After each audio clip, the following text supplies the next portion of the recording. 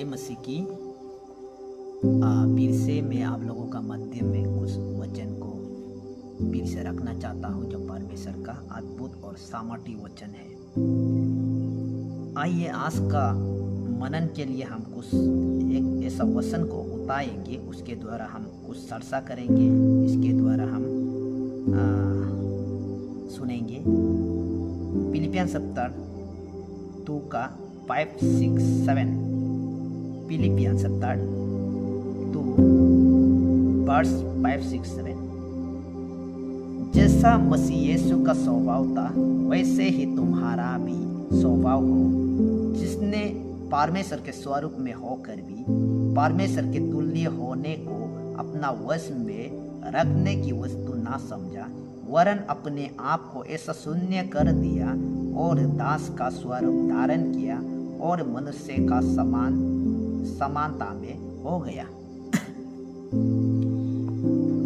प्रियजनों, यहाँ पे हम ऐसा देखने को मिलते हैं। यहाँ वचन, प्रभु का वचन जो हमें बोलते हैं कि जैसा मसीह यीशु का स्वभाव था, हमारा स्वभाव भी, हमारा चरित्र भी वैसे होने के लिए बोलते हैं। यीशु मसीह कैसा था उसके बारे में हम जानते हैं। वो नम्रता, दीनता। यहाँ पे नीचे में उसका स्वभाव के बारे में थोड़ा वर्णन करते हैं, और नीचे पढ़ेंगे तो और भी है लिखा गया है, क्योंकि वो ईश्वर का बेटा है, परमेश्वर का बेटा है, खुद परमेश्वर है, और परमेश्वर का पिता, परमेश्वर का तुल्य खुद को वो ठहराता नहीं। दास के रूप में वो संसार में परमेश्वर का सेवा करता रहा, मनुष्य के समान बन गया। ईश्वर होने के बावजूद भी वह मनुष्य का समान बन गया, और उसी का स्वभाव में हमारा स्वभाव को भी होने के लिए बोलते हैं। इसलिए मैं यही बताना चाहता हूं मेरे प्रियजनों, प्रभु यीशु मसीह का चरित्र में, स्वभाव में हम नम्रता दिखाई देते हैं, दीनता दिखाई देते हैं, कुछ भी घमंड दिखाई नहीं देता है। यीशु मसीह का स्वभाव का उल्टा क्या है? यीशु मसीह का स्वभाव जो नम्र है, दीनता है, उसका उल्टा क्या है? उसका ऑपोजिट क्या है? घमंड। हमको नम्र होने के लिए बोलते हैं, दीन होने के लिए बोलते हैं, हमको घमंड होने के लिए बोला नहीं है वचन। क्योंकि यहाँ प्रभु यीशु मसीह के बारे में ऐसा बोला गया है कि वो ईश्वर होके भी, परमेश्वर होके भी वो परमेश्वर का तुल्य खुद को नहीं ठहराया। देखो, घमंड एक ऐसा बड़ा पाप है। मनुष्य के अंदर में, मनुष्य का जीवन में कई सारा पाप है, जिसको हम बाइबल के अंदर में दिखा जाते हैं। कई सारा पाप है। व्यभिचार भी एक पाप है, लोभ भी एक पाप है, ईर्ष्या, बैर, कई सारा पाप है। लेकिन उस पाप के अंदर में भी एक ऐसा पाप है जिस पाप के नाम है घमंड। जंगल में जब हम देखा जाता है तो शेर को एक राजा माना जाता है। जंगल का राजा शेर माना जाता है। शेर का आवाज सुनते ही, शेर का गरजने का आवाज सुनते ही सारे वो जानवर डर जाते हैं। जितना भी बड़ा क्यों ना हो, सब शेर को देखने से, सिंह को देखने से भाग जाते हैं, सब डरते हैं। उसी के समान है घमंड भी। हमारा अंदर में वेद के बोलते हैं कि मैं हूं, मेरे द्वारा होना चाहिए, मेरे द्वारा ये हो सकते हैं, मैं ही करता हूं, मेरा द्वारा ही होता है। अपना अंदर में, हमारा अंदर में वो घमंड ऐसा ही बात करते हैं। घमंड हमें इतना ऊंचाई तक उतार देगा और हमें पटक से गिरा देगा, कभी भी हम मालूम नहीं चलेगा कब हम गिरा है। जब हम याद आ जाता है तो नीचे गिर चुका हो जाते हैं, इतना गहराई तक हम उतर जाते हैं, गिर जाते हैं। इसलिए मेरे प्रियजनों, वचन हमें सिखाते हैं कि नम्र बनो, दीन बनो, प्रभु का स्वभाव में बढ़ो। प्रभु का स्वभाव है कि नम्रता, दीनता। और घमंड जो एक ऐसा पाप है, बहुत बड़ा पाप है। किसी का अंदर में जब घमंड का पाप आ जाता है, किसी का हृदय में, किसी का जीवन में जब गमन जो राज करते हैं, वो मन पिराना अनहोना हो जाते हैं, वो मन पिराना इतना मुश्किल हो जाते हैं। स्वर्ग में भी हम दिखा जाते हैं, जब स्वर्ग में ये संसार को बनाने से पहले, मानव जाति को बनाने से पहले स्वर्ग में परमेश्वर स्वर्गदूतों को बनाया। स्वर्गदूतों में भी 3 प्रधान बनाया है। उसमें से एक लूसीफर है जो सुंदरता, गीत अच्छा से गाते हैं, उनका चलने का आहत इतना मजेदार है, उसका गीत जो मुंह से निकालते हैं इतना मजेदार है, इतना सुंदर है, खुद के ऊपर इतना गमन कर लिया है। पीछे मुड़ के देखा है तो लोग उनके ऊपर अति प्रसन्न होने लगा है, लोग उनके ऊपर बहुत प्रसन्न हुआ है। तो उसको देखते हुए वो सोचने लग गया, मैं ईश्वर का बराबर हो सकता हूं, मैं हमें बनाने वाला ईश्वर से भी बढ़ के उसका ऊंचाई में भी, उससे भी ऊंचा हम अपना सिंहासन को बिता सकता हूं। अंदर में गमन आ गया। देखो, स्वर्ग में पहले व्यभिचार नहीं आया है, स्वर्ग में पहले हत्या आया नहीं है, स्वर्ग में पहले लोभ लालच कई प्रकार का पाप आया नहीं है। स्वर्ग में आया है तो गमन का पाप आया है। उसी गमन ने स्वर्गदूत को, सुंदर स्वर्गदूत को शैतान बना दिया है। उसी गमन ने स्वर्गदूतों को जो स्वर्ग से पृथ्वी तक गिराने दिया है, पृथ्वी तक गिरा दिया गया है, स्वर्ग से गिरा दिया गया है। तो परमेश्वर ये संसार को बना दिया। बनाने के बाद यहां मानव जाति को बनाया अपना स्वरूप और समानता में। तो कुशलता अच्छा था, सब कुछ ओके था, बढ़िया था।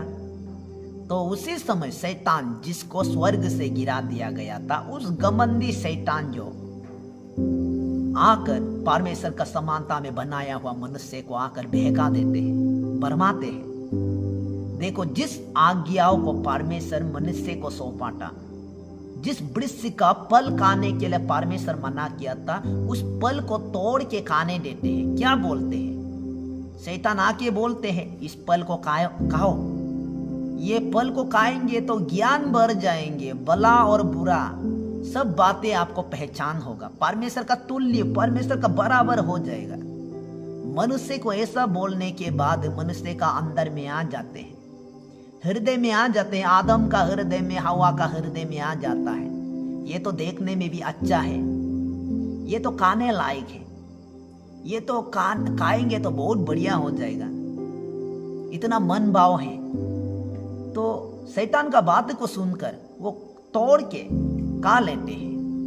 वो अपना मन में विचार करने लगा, हाँ, वो ज्ञान जो शैतान बोलते हैं, वो ज्ञान को भी मैं इससे खाएंगे तो हासिल करेंगे, और जो परमेश्वर का तुल्य है वो पोजीशन भी, वो पद भी हम पा लेंगे। तोड़ के खा लिया।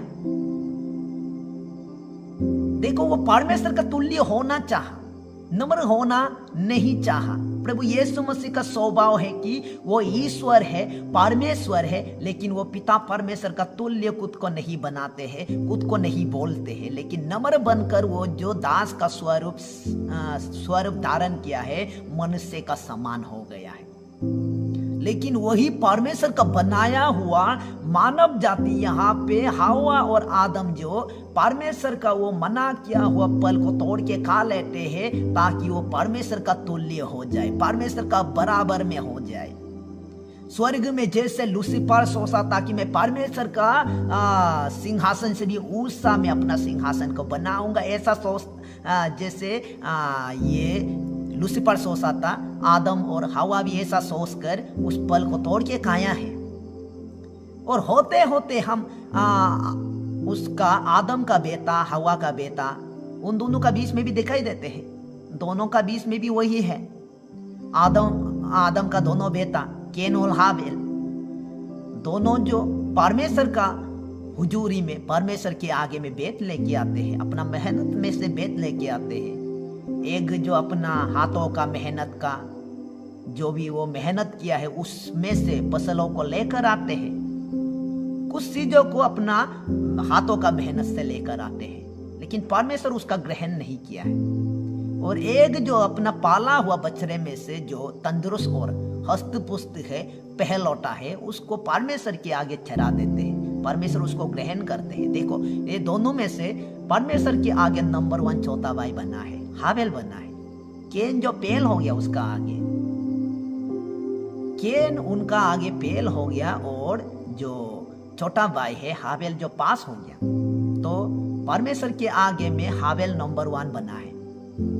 तो उसका चलते केन का हृदय में जलन आ गया, ईर्ष्या आ गया, गुस्सा आ गया। छोटा भाई जो हमसे भरकर हो गया है, परमेश्वर के आगे वो हीरो बन गया है, परमेश्वर के आगे वही नंबर 1 बन गया है, लेकिन हम बड़ा भाई है नंबर 1 नहीं है, छोटा भाई हमसे बढ़कर हो गया। इसलिए वो नंबर 1 को जो हाबेल है उसको मारना चाहता था। एक दिन वो अपना भाई को, हाबेल को, नंबर 1 को ले जाके अपना मैदान में, केटी में ले जाके मार देते हैं। और सोचने लगा, सोचाता होगा ना, इसलिए तो मारा है, ऐसा सोचाता होगा ये नंबर 1 मेरा भाई को मैं मारेंगे तो और कोई नहीं होगा, मैं नंबर 1 बन जाऊंगा, मैं ही नंबर 1 बनेंगे यदि नंबर 1 को मारेंगे तो। देखो बाइबल ऐसा नहीं है, आप सबसे छोटा बनेंगे तो परमेश्वर के आगे बड़ा बन जाएंगे।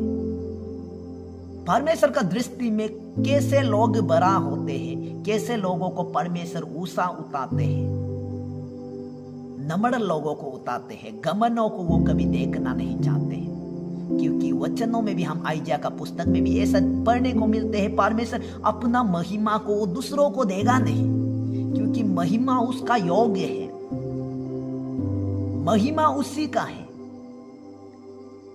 वो महिमा किसी और पर देना नहीं चाहते हैं, महिमा का प्रति जलन रखते हैं। इसलिए मेरे प्रियजनों, हम नम्र बनेंगे, दीनता बनेंगे तो परमेश्वर हमें ऊंचा उठाएगा, वो हमें खड़ा करेगा। जैसे हमने ये फिलिपियन में पुस्तक खुला था, हमने आयत पढ़ा था, उसका नीचे पढ़ा जाएंगे तो देखा जाते हैं तो यीशु मसीह का बारे में बोलते हुए ऐसे देखने को मिलते हैं। वो नम्र बन गया, वो दीनता बन गया, खुद को ऐसा शून्य कर दिया है।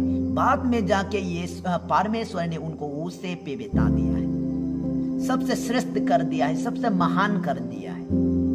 और सुसमाचार का पुस्तक में भी हम कई सारा बातें ऐसा देखने को मिलते हैं, जो तुम में बड़ा होना चाहते हैं वो सबसे छोटा ठहराया जाएगा और सबसे छोटा हो जाएंगे।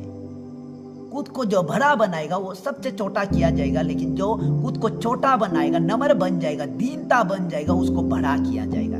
दुनिया का तौर तरीके के अनुसार परमेश्वर का राज्य का तरीका होता नहीं है, परमेश्वर का राज्य का सिस्टम ऐसा होता नहीं है। परमेश्वर का राज्य का सिस्टम नम्रता, दीनता से ही सारे बातें होते हैं। इसलिए हमको भी प्रभु यीशु मसीह का स्वभाव और चरित्र में बढ़ने के लिए, उसका चरित्र को अपना जीवनों में लेते हुए चलने के लिए वचन हमें बोलते हैं। इसलिए मेरे प्रियजनों, हम नम्र बनेंगे, दीनता बनेंगे, तब जाके परमेश्वर हमें ऊंचाई में वो हमको ले चलेंगे, वो हमें उतारेंगे, वो हमें खड़ा करेंगे। गमन होंगे तो गिर जाना तय है। साउल राजा का बारे में भी देखते हैं, गमन आ गया, गिर गया, टूट गया। परमेश्वर ने उनको राजा बना दिया था।